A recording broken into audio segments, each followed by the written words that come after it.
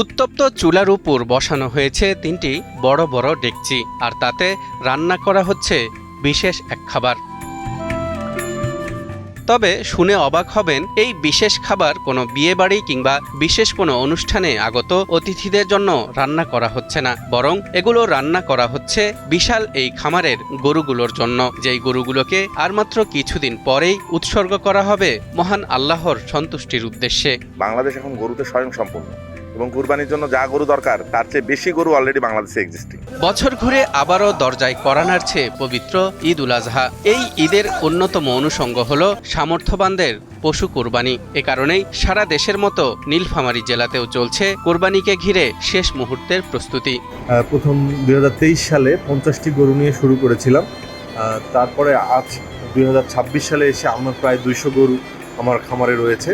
জানা গেছে এই জেলায় ছোট বড় মিলিয়ে প্রায় 3000-এরও বেশি গরুর খামার রয়েছে, যেই খামারগুলোতে কোরবানির ঈদকে কেন্দ্র করে সারা বছর ধরেই চলে পশু মোটাতাজাকরণ। ঘাস, খড়, ভুট্টা ও দেশীয় দানাদার খাদ্যের সমন্বয়ে স্বাস্থ্যসম্মত উপায়ে লালন পালন করা হয় এসব পশু। ঘাস খয়, খড় খয়, আর দানাদারের মধ্যে কিছু ভুট্টা, সয়াবিন, এগুলো দানাদার টুকটাক কিছু খয়, ডিআরবি, লাইমস্টোন, ডিসিপি, গমের ভুসি, এগুলো খয় ভাই।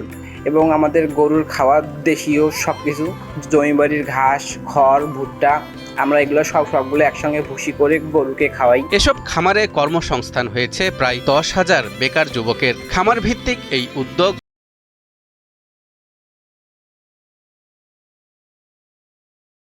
শুধু কোরবানির বাজার নয়, গ্রামীণ অর্থনীতিতেও রাখছে ইতিবাচক প্রভাব। আমাদের এখানে 4জন যারা কাজ করি, আমরা এখানে যা বেতন পাই খুব ভালো পাই। আমাদের কোম্পানির মালিক খুব ভালো। আমি 4 বছর থেকে এখানে জব করতেছি। আমাদের গরু ভালো খাদ্য খাওয়াই আমরা, আর আমাদের সংসার ভালোই চলে। বর্তমানে নীলফামারী জেলার প্রতিটি খামারে গেলেই দেখা মিলছে চরম ব্যস্ততা। মালিক আর শ্রমিক সবাই মিলেমিশে গরুগুলোর পরিচর্যা করছেন। কেউ গোয়ালঘর পরিষ্কার করছেন, কেউ গরুকে খাবার খাওয়াচ্ছেন, আবার কেউ বা স্বাস্থ্য পরীক্ষা ও অন্যান্য কাজে ব্যস্ত। এখানে আমাদের 200-র মতো গরু আছে, আর আমরা এখানে গরুদের আমাদের বাচ্চাদের মতো লালন পালন করি। খামারিরা জানান, পশুখাদ্য ও ঔষধের দাম বৃদ্ধি এবং সেই সাথে শ্রমিকের মজুরি বাড়ায় উৎপাদন ব্যয় বেড়েছে কয়েক গুণ। তবুও দেশীয় পশুর চাহিদা অনুযায়ী ভালো বাজার দরের প্রত্যাশায় খামারিরা। এবার কুরবানিতে আমরা একটা ভালো মার্জিন আশা করতেছি। আসলে কুরবানিতেই একটু ভালো রেট পাওয়া যায়, খামারিরা একটু কুরবানিতেই গরু রেটটা বেশি পায়। আশা করি বিগত বছরের তুলনায় এবার আমরা কিছু করতে পারবো, যদি বর্তমান সরকার ইন্ডিয়া থেকে গরু নিয়ে না আসে।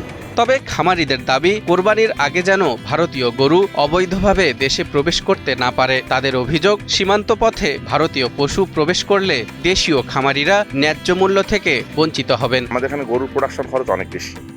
এখন সেই রেশিওতে যদি আমরা প্রাইস না পেয়ে ইন্ডিয়ান সাথে বাংলাদেশি খামারিদেরকে কম্পেয়ার করে ওই প্রাইসে আপনি ফেলে দেন, তাহলে আসলে খামারিরা কোনো রেট পাবে আর লস করবে এবং এই ইন্ডাস্ট্রিটা ধ্বংস হবে। এদিকে কোরবানির ঈদকে ঘিরে পশু মোটাতাজাকরণের নিয়মিত পরামর্শ ও তদারকি করা হচ্ছে বলে জানিয়েছেন নীলফামারী জেলা প্রাণী সম্পদ কর্মকর্তা ডাক্তার রাশেদুল হক। আমাদের ভেটেরিনারি টিম নিয়মিত খামার মনিটরিং করছে, যেন কোনো অসুস্থ পশু বা অন্য কোনো উপায়ে কোনো পশু হৃষ্টপুষ্টকরণ না করতে পারে।